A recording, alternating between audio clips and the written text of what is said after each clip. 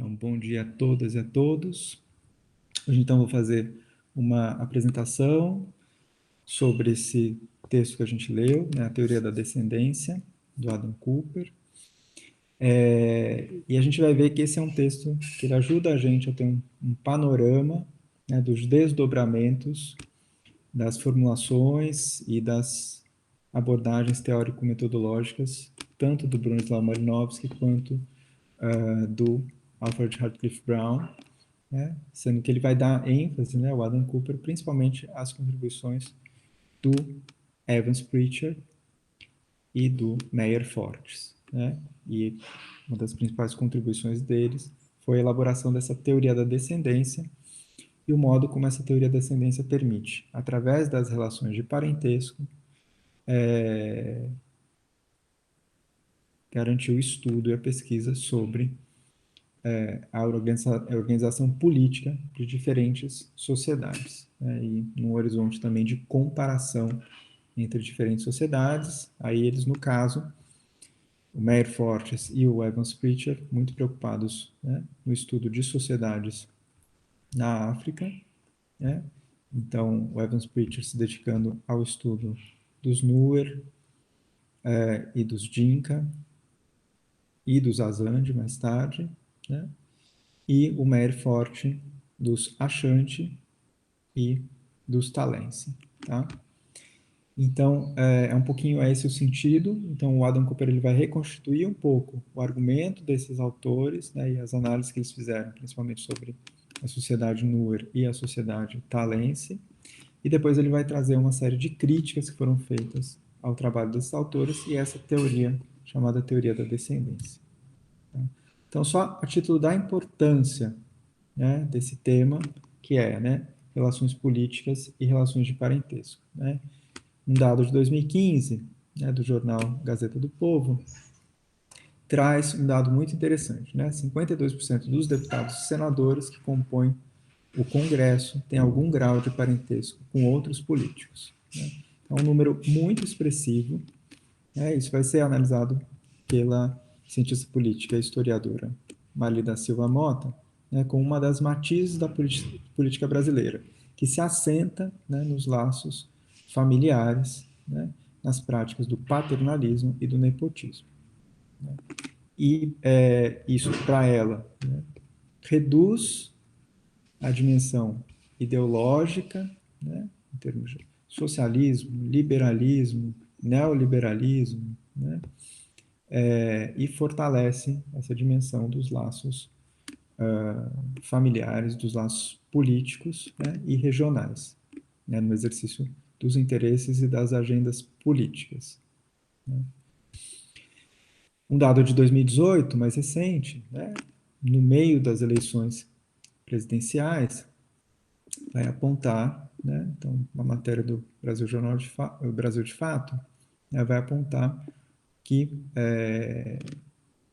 cresceu, né, de 2014, 2015 até 2018, houve um crescimento, né, na projeção, se já era de 52, né, em 2018, isso passa a ser muito maior, né, ao ponto de configurar na Câmara dos Deputados algo que começou a ser chamado como bancada de parentes, né? Então, ela vai dizer, em 2014, os deputados e senadores com parentesco político eram 113 congressistas, e agora, em 2018, 138. Né? E daí, ela chama atenção para o caso da família, né, do atual presidente. Entre os parlamentares reeleitos, com relação parental, está o deputado federal Eduardo Bolsonaro, PSL São Paulo, filho também deputado e candidato à presidência, Jair Bolsonaro.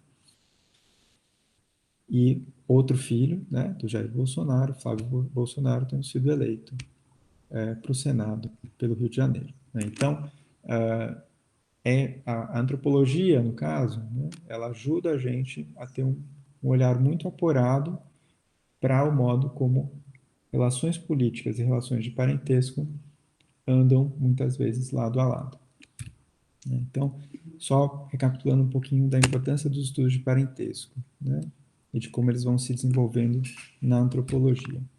Então, o foco dos estudos de parentesco na antropologia vai ser a compreensão da organização social, né, e o modo como a compreensão da organização social passa pelos sistemas de parentesco, né? Então, o modo como as pessoas atuam a partir das instituições sociais, né, passa, sim, pelo sistema de parentesco, né? E daí, essa análise do sistema de parentesco permite a gente ver dimensões econômicas e políticas de diferentes sociedades, né? Então, isso é algo bem importante, né? A maior parte das sociedades, os indivíduos recebem os primeiros elementos de status e identidade através do parentesco, né? Recebem uma posição social e o seu lugar no mundo. Então, isso a gente já começou a ver com Radcliffe Brown, né? Mas daí a gente vai ver como esse status e essa identidade vão se projetar também para o campo da política. E daí, como algo, né, inicial, o parentesco implica um conjunto de direitos e deveres, né, em um sistema de relações. Então, as relações de parentesco vão também estabelecer modelos de instituições, né, marcadas pelo poder, pela obediência, pelas trocas econômicas, pela cooperação. Tá? Então, a gente pode dizer, né, que o grande número das legislações, também em várias sociedades, como na nossa, né, versa sobre os direitos da família, as uniões matrimoniais, os direitos de herança, os direitos de filiação, né, e também os direitos à terra e à herança da terra. Né? Então, isso sempre é muito importante e isso também tem como base, né, uma série de valores morais. Então, um pouco da história desse campo, a gente consegue entender que as relações de parentesco elas vão ser muito importantes já para as teorias evolucionistas, né, que estão muito preocupadas com a organização familiar, econômica e social. Né? Autores relevantes, né, são Lewis Morgan, Franz Boas, Bronislaw Malinowski, Radcliffe Brown, Rivers, Murdoch e depois Levi-Strauss, Leach e Dumont. Né? E até hoje, né, esse campo de estudos do parentesco ele é muito, muito importante para a antropologia. Tá? A perspectiva etnográfica vai mudar muito o modo como se refletia sobre as relações de parentesco, né? E vai colocar essa questão, que é justamente a questão que vai ser debatida pelo Adam Cooper, que é, né, qual que é a relação entre as regras, né, e as estratégias, as ações sociais, né? Então, qual que é a grande crítica que é feita, né, para o Evans Pritchard e para o Meyer Fortes? É o modo como eles descolam, né, um sistema, essa teoria do sistema de linhagens, né, que seria que comporia, né, uma ideologia, um modo das pessoas pensarem sobre as relações de parentesco, sobre as relações políticas, mas que isso estaria muito descolado do modo como as pessoas agiriam, pensariam suas estratégias políticas, pensariam as suas dinâmicas de conflito, né, as suas regras e valores na prática. Tá? Essa abordagem, né, funcionalista sobre o parentesco, ela vai ser muito bem formulada pelo Radcliffe Brown e pelo Meyer Fortes, né, que vão ser considerados grandes fundadores dessa teoria funcionalista. Né? E para eles, né, vai ser muito importante a gente entender sempre essa relação, né, entre organização, estrutura e função social. Tá? Então, né, se busca, a partir desse paradigma, né, dessa perspectiva teórico-metodológica, as relações causais. Né? Então, as relações funcionais e de interdependência entre atos sociais, né, entre a ação social e as instituições da sociedade. Né? É isso que vai permitir a gente perceber a relação entre os fatos sociais, né, e como eles estão interligados, né, e também as modificações de um determinado sistema ao longo do tempo e ao longo das transformações sociais. Né? Então, vocês lembram, né, da importância que o Radcliffe Brown dava para entender a vida social como um processo. Né? E esse processo inclui a mudança, a transformação, né? E mesmo a transformação das instituições. Né?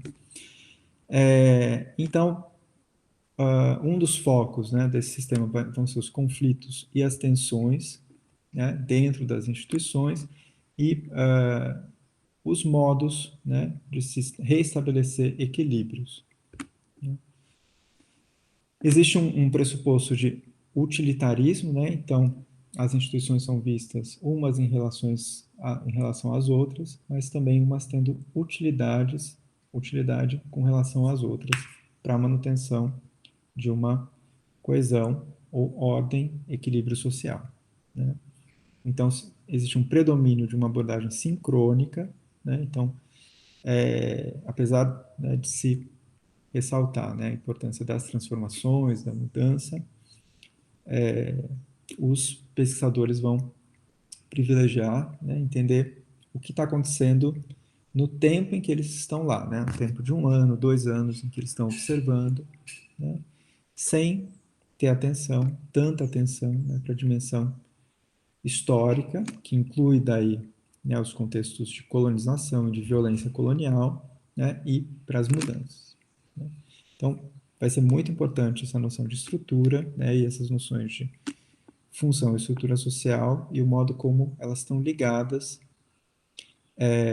aos fatos, né, e às ações das pessoas no interior das instituições, né, exercendo seus papéis sociais.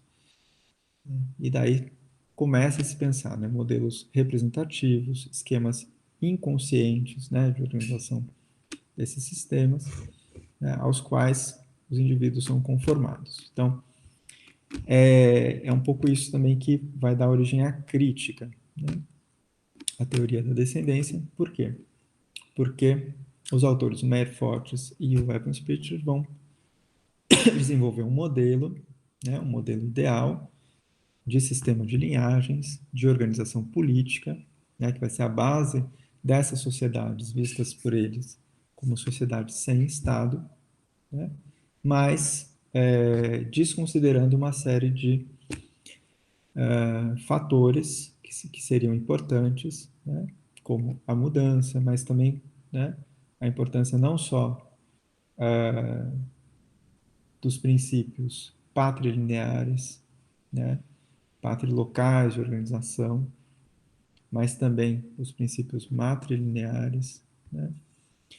Então, a crítica vai se fazer nesse sentido, né? Como esse modelo, ele gera uma postura dos pesquisadores de observar somente aquilo que reforça o modelo que eles elaboraram, né? E a desconsiderar todos os outros fatos. Essa é a grande crítica que é feita, então, a essa teoria e ao trabalho do Evans Pritchard e do Meyer Fortes. Tá? Aí, para a gente entender melhor esse texto do Adam Cooper, a gente precisa entender um pouquinho alguns conceitos desse campo de estudos do parentesco, né? Então, primeiro, né, que é muito importante a gente, quando a gente se aproxima dessa abordagem sobre relações de parentesco, entender a questão da filiação, né? Então, as relações entre pais e filhos, avós e netos, né? E como vai se dando, né, o pertencimento ou a percepção da identidade, né, das pessoas nessa relação com as gerações ascendentes e descendentes. Tá? Então, o parentesco, no caso, né, pode ser, por exemplo, transmitido, ele sempre é transmitido pelos pais, né, e ele pode ter uma predominância patrilinear ou matrilinear, né? Então, patrilinear, quando o pai transmite a relação fundamental de parentesco, a relação predominante, e matrilinear, quando é a mãe que faz essa transmissão, né? Então, a filiação matrilinear também pode ser chamada de uterina, né? E a filiação patrilinear pode ser chamada de unilinear ou unilateral, né? Então, na filiação matrilinear, os filhos fazem parte do grupo de parentesco da mãe, a gente já viu isso com o Hartwig Brown, e as mulheres é que transmitem o parentesco, né? Na agnática ou patrilinear, os filhos pertencem ao grupo do pai, né? E é o pai que transmite o parentesco.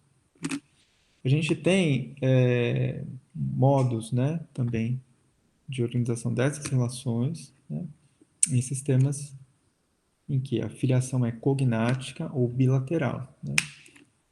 Ela é uma filiação indiferenciada. O parentesco é transmitido tanto pelo pai quanto pela mãe. Né? E de dupla filiação unilinear. Então, transmitem-se dados direitos pela via paterna e outros pela via materna. Então, por exemplo, né, eu vou transmitir a minha língua, né, então supõe-se que o pai e a mãe falam línguas diferentes, então a língua que vai ser falada pelos filhos vai ser a língua da mãe, mas a propriedade da terra vai ser transmitida pelo pai. Né? Então, isso é muito comum e muito observado em muitas regiões. Tá? Unidade de filiação e grupo de filiação. Né? Então, dependendo, né, de qual que é a predominância, né, se é pelo lado paterno, pelo lado materno, se é pelos dois, né, ou se são alguns direitos e deveres que vêm pelo lado materno e outros que vêm pelo lado paterno, né, vai se constituir uma unidade de filiação. Então, os membros são capazes de traçar a sua linha de descendência de um antepassado comum. Isso é muito importante, né? Então, todos os membros, né, pais, filhos, avós, netos, se veem como descendentes de um ancestral comum. Né? E daí, isso vai ajudar também a gente a perceber a importância do grupo de filiação, né? Que se manifesta como um todo de ação. Né? Isso é muito importante para a gente entender essa teoria do sistema de linhagens. Né? Então, existe a tomada de decisões, né? Mas também são grupos que se juntam em situações de guerra, de rituais, né? De eventos políticos. E daí, no caso da teoria do Evans Pritchard, né? Ele vai mostrar como podem ser grupos de parte de um clã, né? Então, algumas famílias que pertencem ao mesmo clã, elas podem se juntar numa situação de conflito, né? De disputa, de guerra, com famílias de um outro clã, né? Pode ser uma reunião de todo o clã contra um outro clã, ou pode ser uma reunião de todo o povo Nuer, caso, contra outro povo como os Dinka, ou contra os colonizadores, os ingleses, ou o governo do Sudão. Tá? Então, isso é muito importante porque o pertencimento ele vai depender dessa relação de oposição e do que está em jogo em dada situação. Tá? Então, entendendo, né? O clã, então, o que é esse conceito de clã? Então, um coletivo que congrega todas e a todos aqueles que se consideram em vertente de uma relação genealógica presumida, né? Então, sendo filhos, né? De netos, de bisnetos de um ancestral comum, por exemplo, né? Descendentes em linha direta, paterna, patriclã, ou materna, matriclã, de um antepassado comum, lendário ou mítico, né? Muito, muito, muito distante. Tá? E daí, no clã, né? A filiação ela pode se dar, então, pela via paterna, patrilinear, ou materna, matrilinear. Então, daí a gente vai dizer que o clã, ele é um clã patrilinear ou matrilinear, ou no caso, daí que a gente viu, né? Pode ser bilinear, quando é a transmissão, né? De todos os direitos e deveres pela linha materna e paterna, ou de dupla filiação, quando alguns direitos e deveres vêm pela linha paterna e alguns outros pela linha materna. Tá? Então, os clãs geralmente eles são nomeados, né? Podem receber um nome, o nome de um fundador mítico, ou o nome pode ser advindo de um episódio histórico, né? Então tem diferentes formas de nomear esses clãs, né? E a gente tem uma relação que pode ser estabelecida entre o clã e um determinado território. Então, um clã pode exercer o controle e a posse sobre uma unidade territorial. Em algumas sociedades, a gente tem relações também totêmicas. Né? Então, a associação do clã a uma espécie vegetal, animal ou um fenômeno natural. Né? Então, isso também vai marcar a identidade clânica. Tá? E daí, os estudos de parentesco vão refletir muito sobre as relações de casamento. Né? Então, os casamentos, os matrimônios, né, vão consolidar uma série de regras sociais, né, que vão ser regras entre famílias, mas também entre clãs, entre linhagens. Né? Então, esse complexo de normas sociais, né, que regulam as relações sexuais entre homens e mulheres e que os vinculam por sistemas de obrigação e direitos mútuos, né?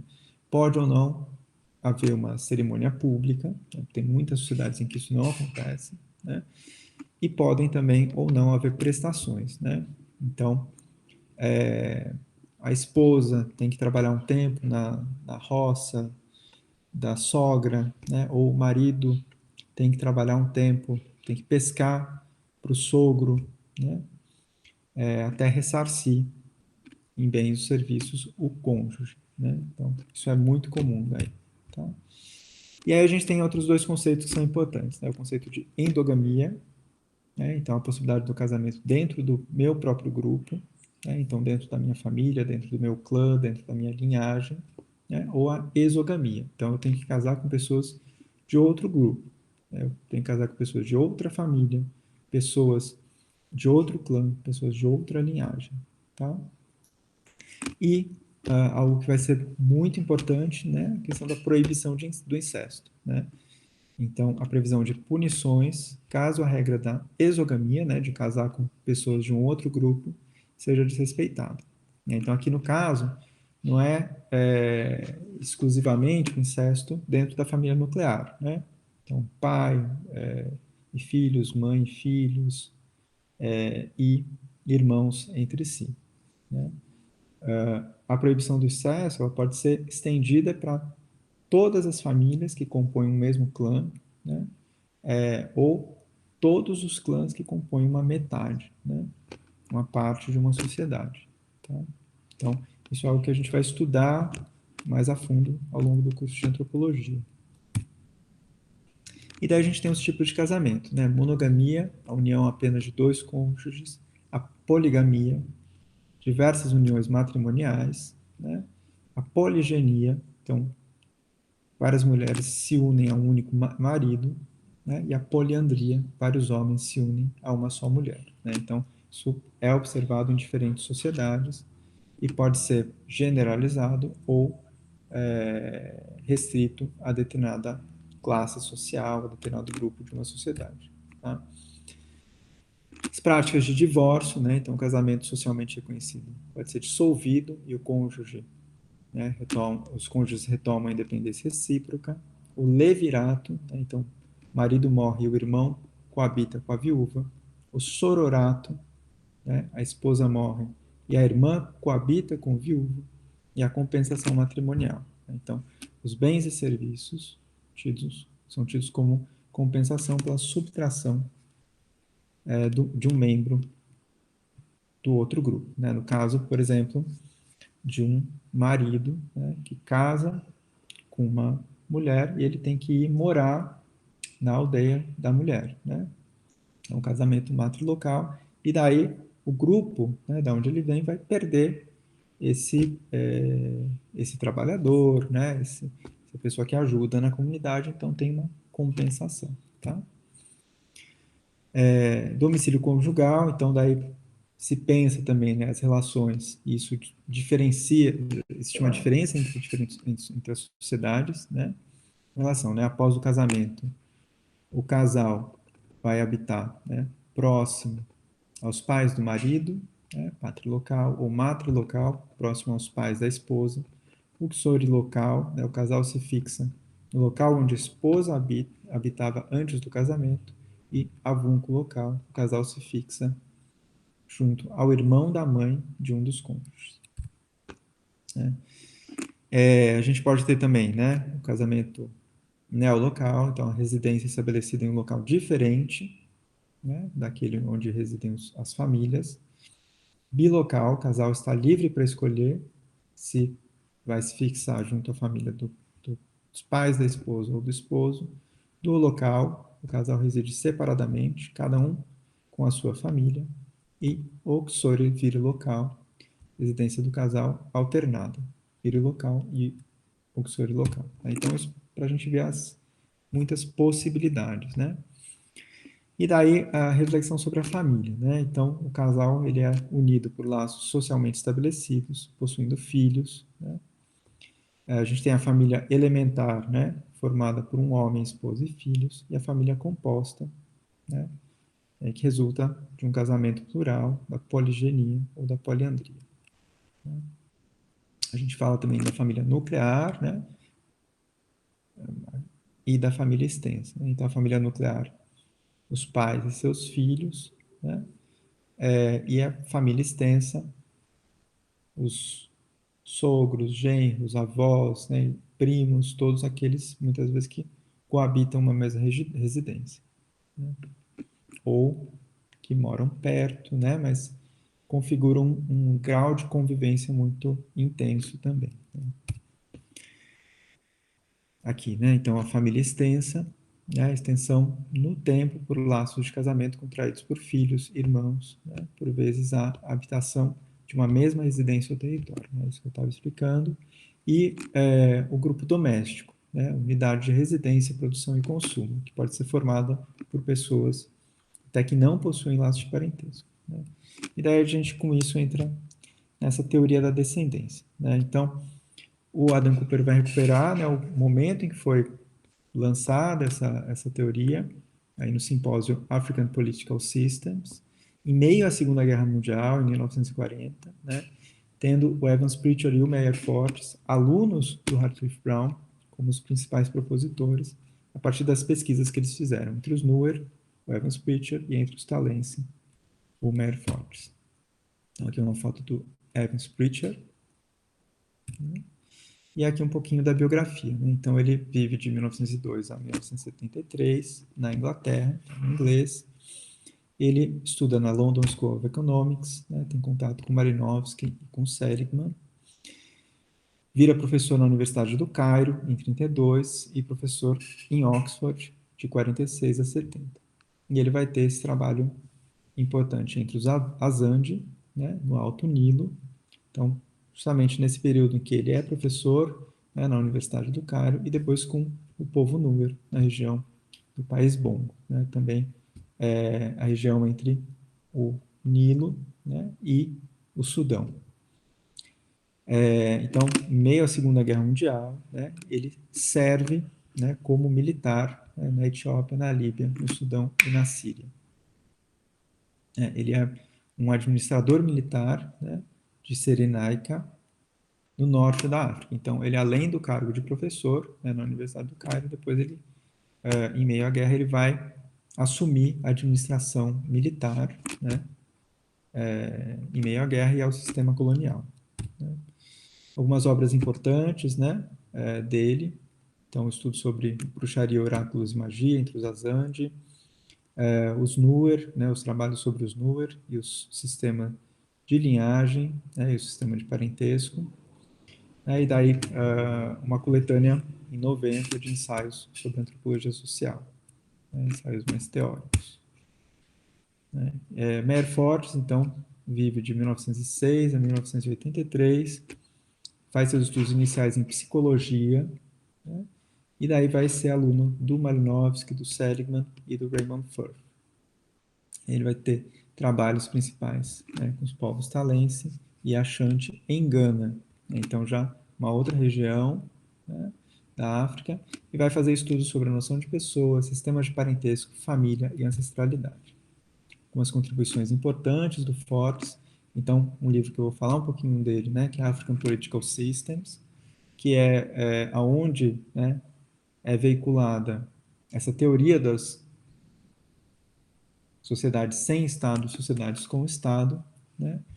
O estudo da dinâmica, né, de clãs, do sistema de clãs entre os Talense. Né? Então, ele vai estudar, vai publicar uma série de livros com esses estudos sobre os Talense, né, e o sistema de relações de parentesco e relações clânicas. Né? Um estudo sobre tempo e estrutura social, né? E estudo sobre regras e a relação entre estrutura social. Então, aqui, o Meyer Fortes, né, com seu cachimbo, posando num museu de etnologia. Né? E aqui algumas fotos tiradas pelo Meyer Fortes, né, sobre os Talense, em 1934. Né? E daí, aqui algumas fotos do Evans Pritchard também. Então, o Evans Pritchard aqui é o centro e interlocutores dele. Vejam, né, vários deles fazendo continência, né, que é um gesto militar. Então, importante a gente entender, né, que ele, além de antropólogo, é um militar, um administrador militar, né, e tem uma relação de poder com esses interlocutores, né, e aqui ele também posando com dois interlocutores Azande, né, do povo Azande. E aqui uma outra foto dele, né, um grande sábio Azande. Daí a teoria da descendência, né? Então, é importante a gente entender que a teoria da descendência ela é uma teoria sobre a filiação, né, sobre a relação entre pais e filhos, e ela vai observar principalmente a relação de parentesco no lado paterno, né, de modo agnático, unilinear, né, patrilinear, tá?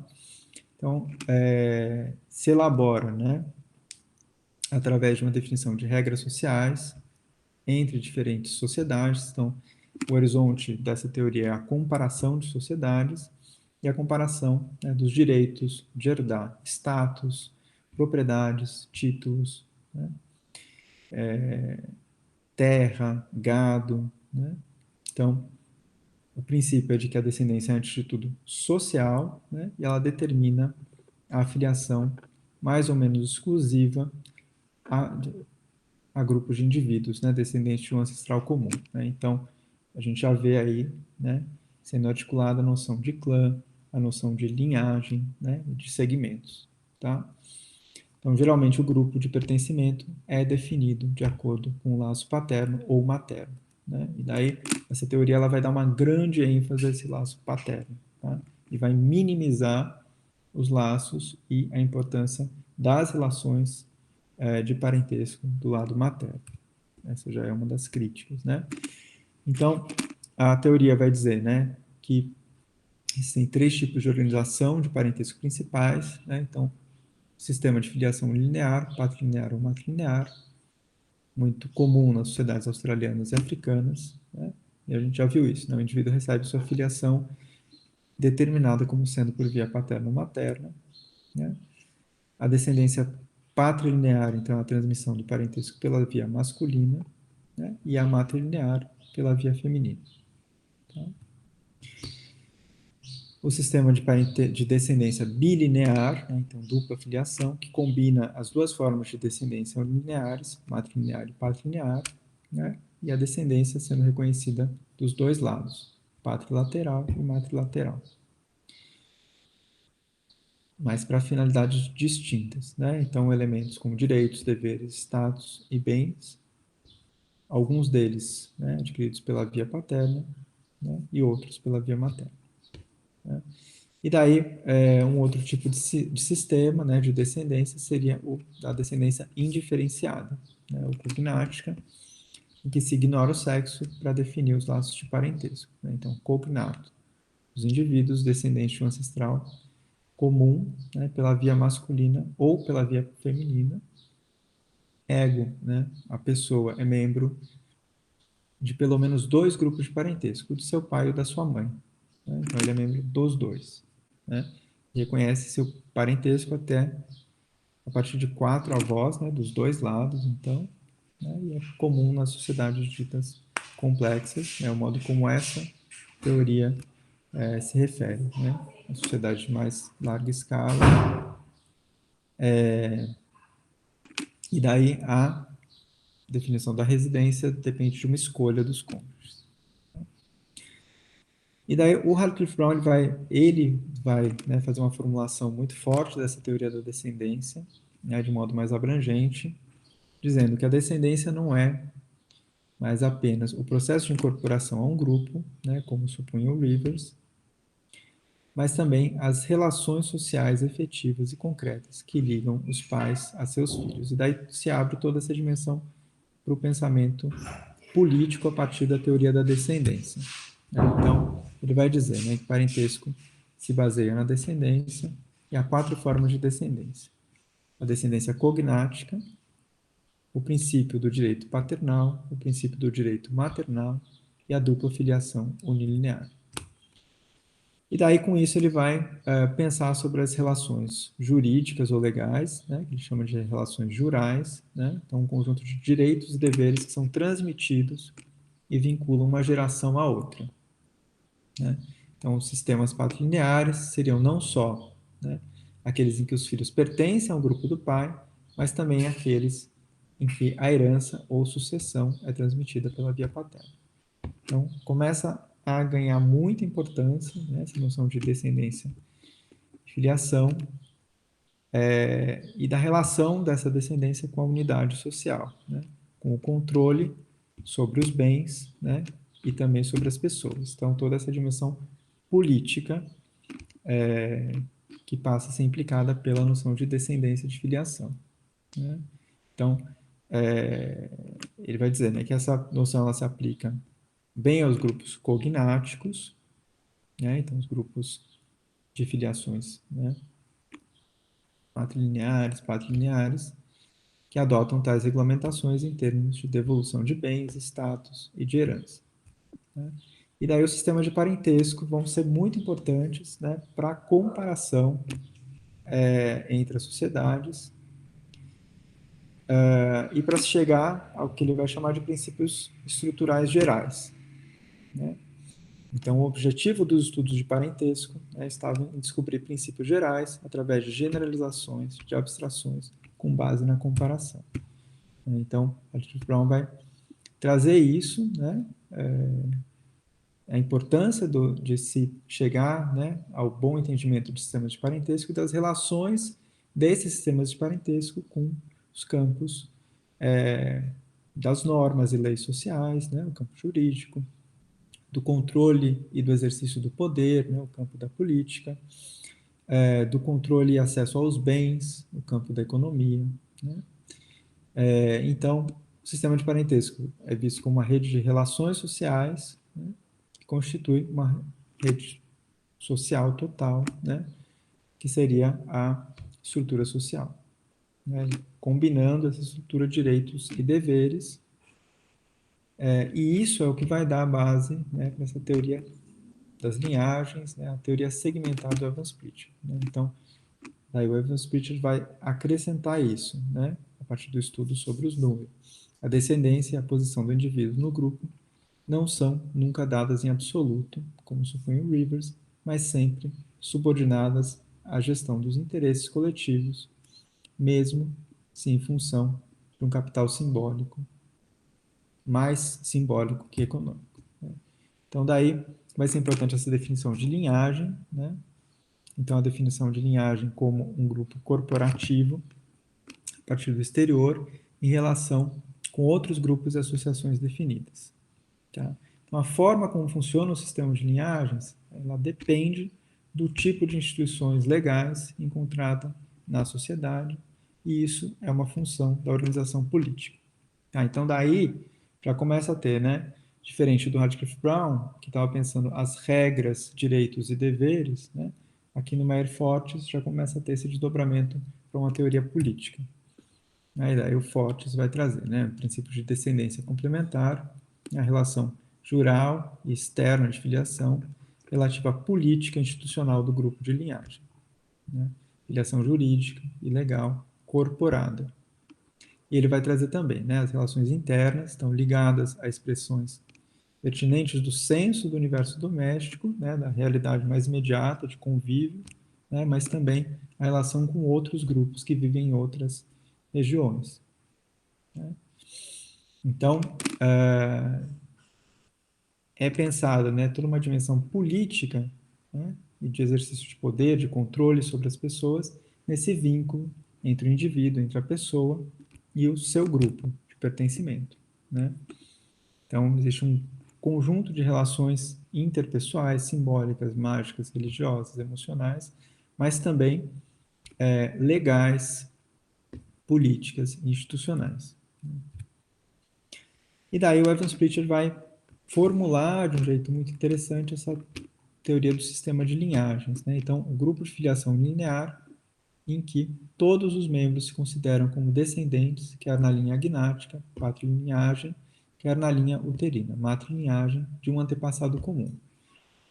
Então, isso, né, como algo muito importante, né, com a base desse sistema de linhagens, né? Então, os membros são capazes de descrever as relações genealógicas, né, que eles têm uns em relação aos outros e todos, né, e cada um com relação a esse antepassado comum, né? Então, ele vai, né, definir o princípio de segmentaridade, né? Então, segmento que se destaca de uma linhagem, mas se organiza com base em princípios semelhantes, né, após algumas gerações, e vai se tornar uma nova linhagem. Então, aí a gente está pensando, né? Então, a gente tem o clã, tem as linhagens, né? Que vai ser esse modo como as pessoas se identificam a esses ancestrais comuns, né? E, em determinados momentos, tem divisões entre essas linhagens, separações, né? E essas separações são um grupo que deixa de pertencer a uma determinada linhagem e vai passar a pertencer a outra, né? Durante um tempo ele vai se ver como um segmento, né? Mas aos poucos ele vai constituir uma nova linhagem, né? Então, a exogamia, né? Então os membros se casam fora da linhagem, né? Então sempre com membros de outras linhagens, né?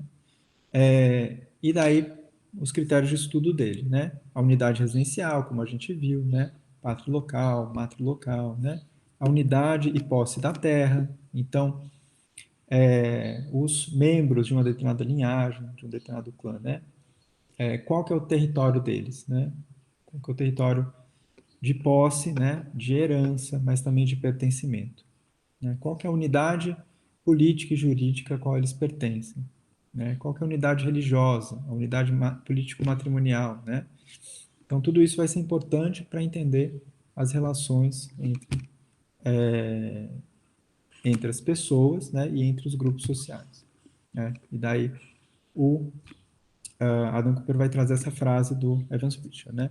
A assimilação dos laços de comunidade, a linhagem estrutural, a expressão da filiação territorial no idioma da linhagem e a expressão da filiação de linhagem em termos de anexos territoriais é o que faz o sistema de linhagem tão significativo para o estudo da organização política. Então, vejam, existe daí essa relação entre um estudo das relações sociais, das organizações sociais, da estrutura social, da função social, né, e as relações políticas e territoriais entre os grupos. Tá? Então, isso já é um desdobramento daquela teoria do Radcliffe Brown. Né? E daí a gente agora entra nos sistemas políticos africanos, né, publicados em 1940, e que constituem uma contribuição muito grande desses autores. Né? Com essa publicação, eles queriam fazer um guia para os estudos antropológicos, né? Queriam viabilizar a comparação, né? Uma política comparada entre os sistemas políticos de diferentes sociedades, né? Eles queriam pensar as mudanças nos sistemas devido à conquista dos governos europeus, né? A colonização, né? E eles se colocam como, né, pesquisadores mais interessados em problemas antropológicos do que administrativos, né, na colônia. Né? E daí uma citação. Pensamos que, a longo prazo, uma citação deles, né, nessa obra, a longo prazo tal política pode vir a mostrar-se vantajosa se os princípios dos sistemas políticos africanos, tal como são descritos nesse livro, forem entendidos. Então, aqui os principais sistemas políticos que eles estão estudando, né, dos Zulu, dos Nuato, dos Bemba, dos Banyankole, Ked, Banto, Talense e Nur, né? E aqui um mapa com o número onde estão esses povos e todos eles correspondem a territórios que são colônias, né, ou ex-colônias britânicas. Tá? Então, com isso a gente vê também, né, um cenário geopolítico do colonialismo britânico, né, e a participação dos antropólogos tanto na administração, muitas vezes militar, e também na reflexão sobre esses sistemas políticos, algo que fornece instrumentos para a administração colonial e para a intervenção colonizatória. Tá? Então, aqui os NUER, né, um dado, né, 2,9 milhões de pessoas, né, ali, né, entre o sul do Egito, a região do Nilo, né, e o Sudão, e a Etiópia, né?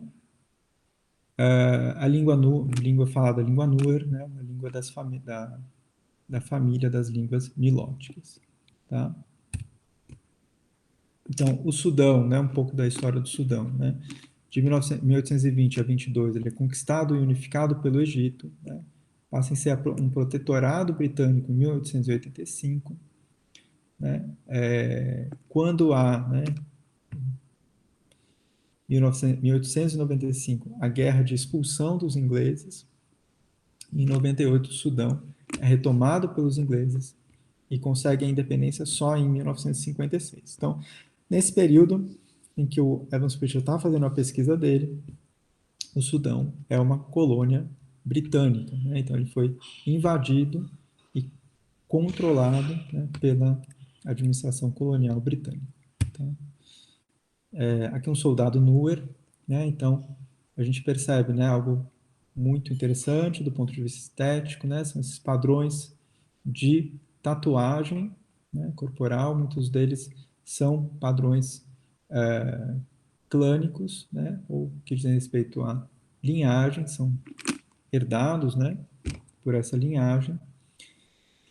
E a gente tem essa articulação entre o sistema Nuer, né, o sistema político e de guerra, Nuer, né, e em muitos momentos no século XX, né, uma articulação desse sistema que congrega, né, linhagens e clãs, né, a um enfrentamento com relação, né, aos colonizadores, aos ingleses. Né? Então existem várias guerras, correm várias guerras dos Nuer contra a administração colonial ou contra o governo do Sudão, né? Guerras de autonomia, tá? Guerras decoloniais, né?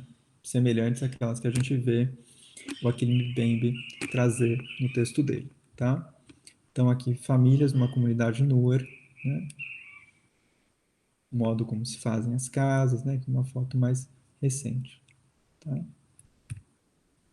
E daí o povo talense, né? Então de outra região, né, da África, principalmente ali em Gana, né? Perto do Benin, da Costa do Marfim, da Nigéria, tá?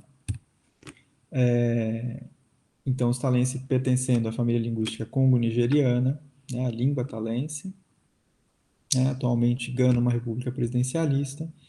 Em 57 só, né, a Gana consegue essa independência com relação à Inglaterra. Né? Então, quando o Mary Fox faz a pesquisa dele, também, né, Gana está sob o regime colonial, invasor inglês. Então, aqui, casas tradicionais, né, o modelo de habitação dos talense, né, então, casas feitas com barro, né, uma arquitetura muito diferente daquela dos Nuer. Né? E daí, esse foco principal dos estudos dessa obra, do Evans Pritchard e do Meyer Fortress, né? Então, o estudo dos sistemas políticos, né? E partindo dessa oposição entre sociedades com Estado e sociedades sem Estado, né? Então, sendo as sociedades com Estado, sociedades com autoridade centralizada, né? Organização administrativa e instituições judiciais, e as sociedades sem Estado, aquelas que não possuem autoridade centralizada, organização administrativa, e estão organizadas por sistemas de linhagem segmentares. Né? Por isso, a importância, né, dessa teoria da descendência e da observação desses sistemas de linhagem, porque é isso que garante a organização social nessas sociedades que não têm uma autoridade centralizada. Tá? Então, com isso, né, eles vão fazer a comparação entre sistemas políticos, né, e modelos de sistemas políticos dessas diferentes sociedades, né, e vão classificar essas sociedades. Né. Então, eles vão dizer, né, que sistemas políticos diferem, né, mesmo em áreas culturais e linguísticas próximas. Né.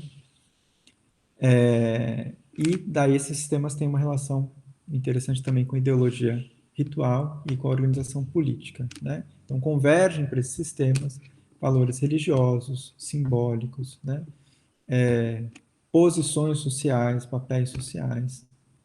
Né. E daí eles vão trabalhar essa posição, né? Então, entre povos que eles vão classificar, né? No caso, Zulu, os Nuatos, os Bemba, os Banyankole e os Quedé como sociedades com governo, né? E descreve, né, a descrição de status do rei, classes, privilégios, né, dessas categorias, diferenças de riqueza e poder, direitos dos súditos, obrigações dos governantes e controle sobre a autoridade, né?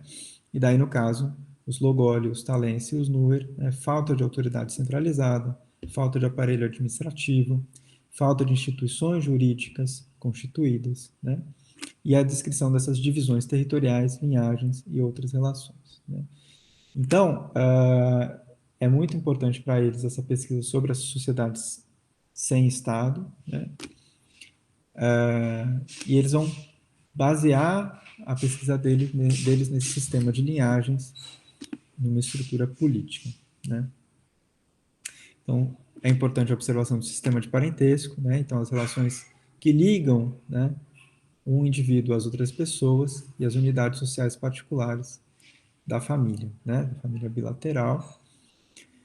E esses sistemas de linhagem, né, partindo desse modo segmentário, né, que grupos de descendência linear estabelecem como permanentes, mas a gente tem momentos, né, de separação, né, de partes dessas linhagens que vão constituir segmentos e depois novas linhagens. Tá? Daí eles vão pensar sobre as funções políticas dessas linhagens. Tá? E do modo como elas vão estabelecer o fundamento para toda uma estrutura política, administrativa e mesmo de conflitos e guerras. Tá? Então, eles vão pensar sobre como, né, sociedades com milhões de pessoas, como a sociedade nua, conseguem se organizar mesmo sem esse governo centralizado. Né? Isso vai ser fundamental para eles, né? Porque até então todo o pensamento, né, das ciências sociais, da filosofia era de que quanto maior a sociedade, né, maior a necessidade de um poder centralizado, né, e da formação de um Estado, e eles estão invertendo esse argumento, tá? E criticando etnograficamente esse tipo de argumento, né? Então, eles vão fazer esse estudo também a partir da observação do modo de vida, né? Isso para eles vai ser determinante. Então, sociedades que são de agricultores, como os Talense, os Bemba, né? Vão se diferenciar das sociedades que são mistas, né? Então, que tem agricultura e pastoreio, como os Nuer, Logoli, Zulu e Nuato, né? Eles vão observar também a relação entre os modos de vida e as condições ambientais, né? E como elas determinam valores dominantes para os povos, né, e influenciam as organizações sociais e políticas, como, por exemplo, o acesso aos recursos, a propriedade da terra. Né? Essa relação entre a economia de subsistência, né, e como a economia de subsistência parte do trabalho produtivo, se existe ou não, né, a acumulação de riqueza. Né? E daí essa questão dos privilégios econômicos, né, como uma recompensa pelo poder político e obrigações de sustentar, né, dependentes, parentes, né, ou pessoas do seu grupo regional, né, o grupo clânico, o grupo religioso. Né. Então, vai ser uma teoria muito voltada para se pensar a questão da autoridade centralizada, né, da organização administrativa e das relações de contato com outros povos. Né. Então, migrações, imigrações, né, relações de conquista, né, de um povo pelo outro, né, de guerras entre povos. Tá?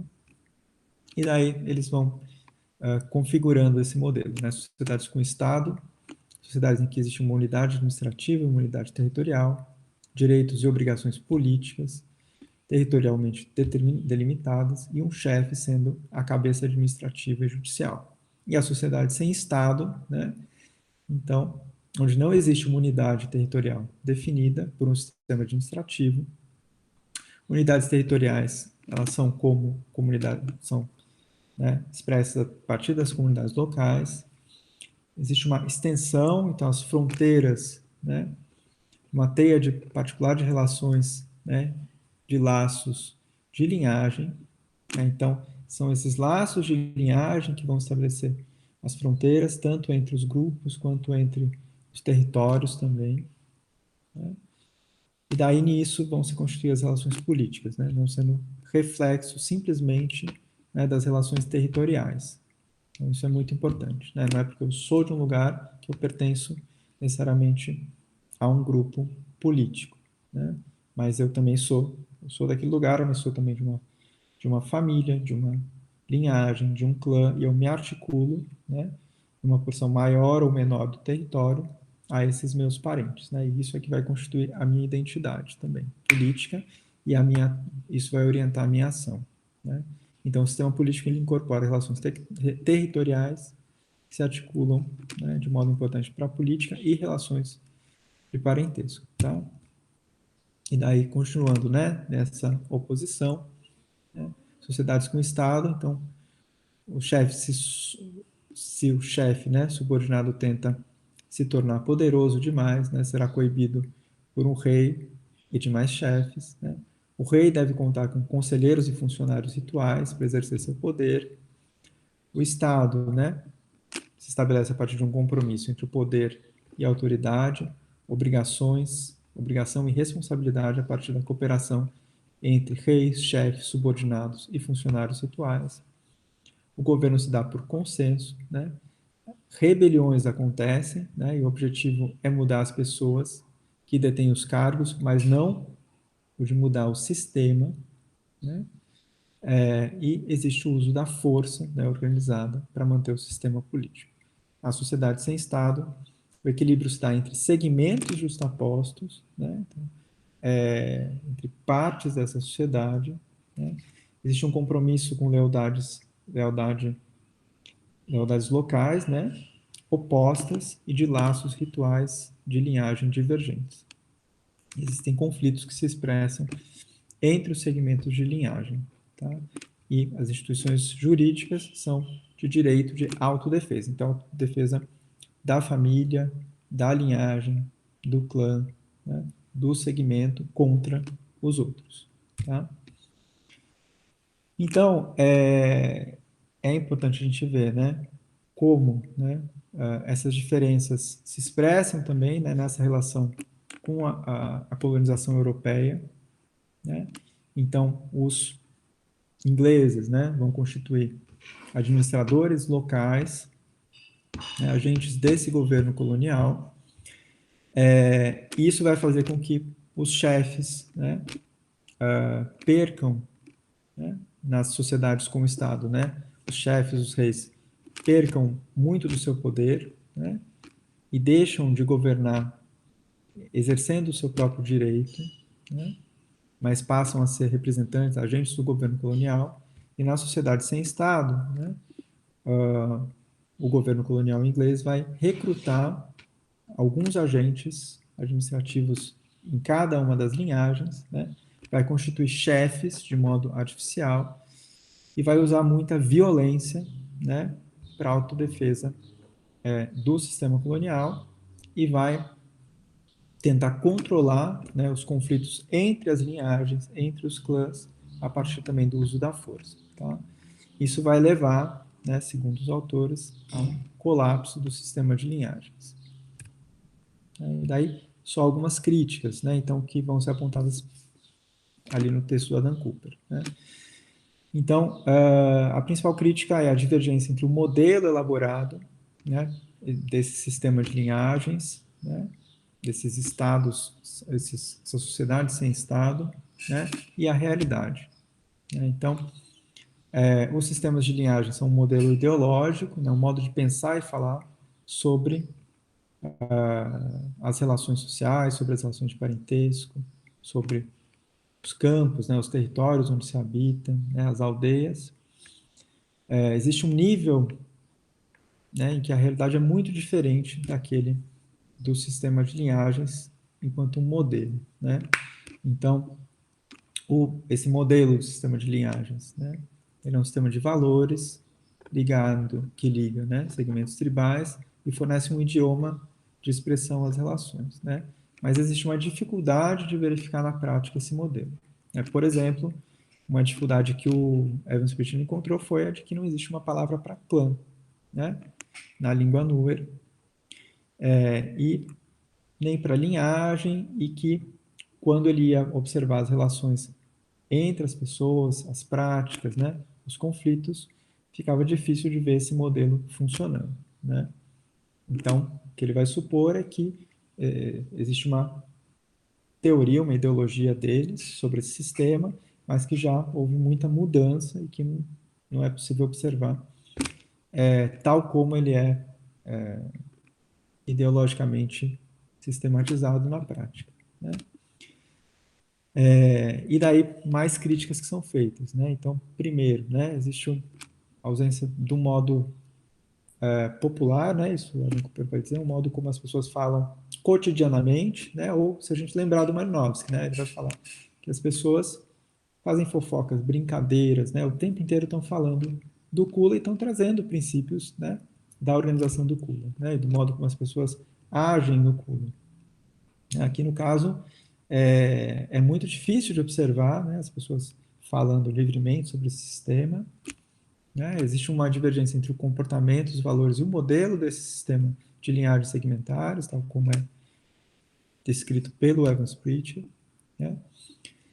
E daí isso abre margem, né, para o Adam Cooper mostrar essa crítica, né, que é uma crítica profunda que ele faz, né, de que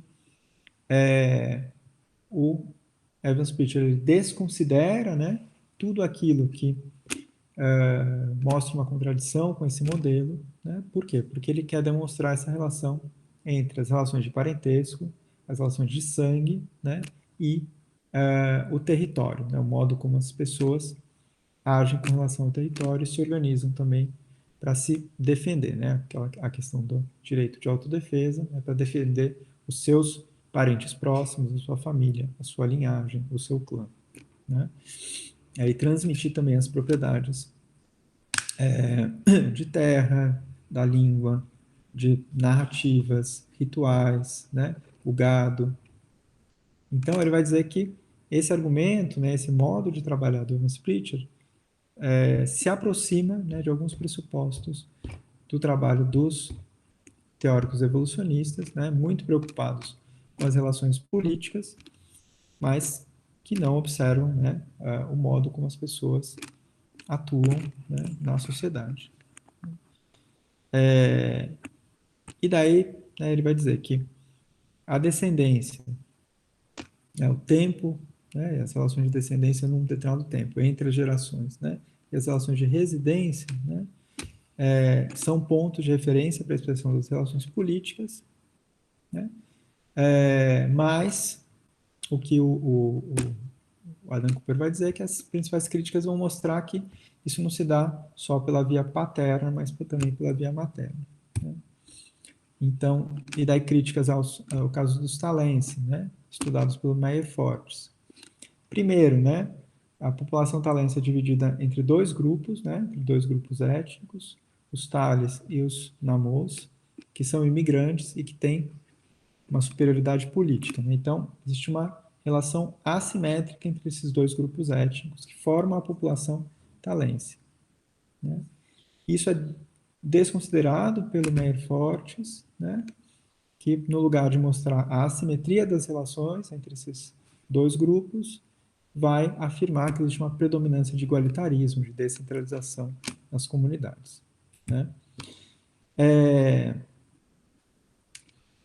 O Adam Cooper vai recuperar, né, também, né, que a análise do Meyer Fortes vai mostrar, né, que existe uma estrutura segmentar na sociedade talense, né, que dá ênfase ao sistema patrilinear, mas, né, que evidentemente existe uma importância muito grande do parentesco materno e que se observava na época, né, a importância para um indivíduo, né, dos grupos de aliados parentes maternos, né, em situações de conflito, em situações de defesa, né, da sua família, do seu grupo.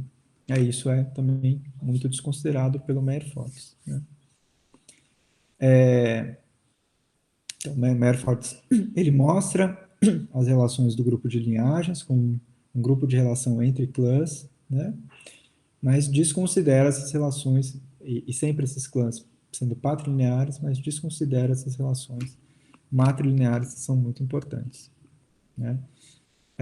E daí, Merfortz observa, né, as relações exogâmicas, mas existem relações endogâmicas também que são importantes, e ele não analisa a relação entre esses dois modos de regra, né? E outra questão que foge à análise dele é a questão da proximidade espacial sem vínculos clânicos, né? Então, vai acontecer isso, né, de uma desconsideração de vários dados que contradiziam a teoria, né? Então, o Adam Cooper vai trazer, né, que essa teoria tem uma grande força nos anos 50 e ela vai ser replicada por estudo de diversas sociedades, né, vendo essas diferentes sociedades, né, como sempre patrilineares, desconsiderando informações sobre a matrilinearidade, né, e sobre tudo que contradizia o modelo, né. Ele vai dizer, os teóricos da descendência não ignoravam apenas fatos inconvenientes, eles procuravam por explicações nos lugares errados, né. Essa é a crítica que ele traz como uma crítica do Edmund Leach, né. O comportamento das pessoas não é governado por princípios de parentesco e descendência. Suas estratégias não podiam ser captadas pelos modelos rígidos da teoria da descendência. Os sistemas sociais tinham que abrir caminho para manobras e manipulações, né? Então daí surge também depois a crítica etnográfica, né? Principalmente dos estudiosos da Nova Guiné, que vão mostrar a importância, né, mesmo em sistemas patrilineares, das relações matrilineares, né? Então, a importância nessa articulação, né, entre regras de um ou de outro e observando ênfases, né, mas não entendendo as sociedades única e exclusivamente, né, como sociedades patrilineares, de linhagens, né, unilineares, né, e desconsiderando as relações matrilineares, né. E daí a grande crítica é, né, se os modelos eram dos interlocutores, dos atores sociais ou só dos antropólogos, né. Então, existe essa crítica, né, de que eles davam mais atenção aos próprios modelos, né, os antropólogos, modelos teóricos, do que aos fatos e aos acontecimentos. E daí, né, isso eu já falei, né, mas essa teoria da descendência, então, ela retoma um pouco dos pressupostos da teoria evolucionista, né, porque existe a suposição de que os laços de sangue eram decisivos para a sociedade sem Estado, né, e assim retomam esses pressupostos da teoria evolucionista, né, que liga parentesco e território. Tá? E é isso por hoje. Espero ter ajudado. Quaisquer dúvidas, eu estou à disposição. Vocês me escrevam, seja pelo e-mail, seja pelo fórum Dúvidas Descobertas. Tá legal? Então, bom dia, bons estudos.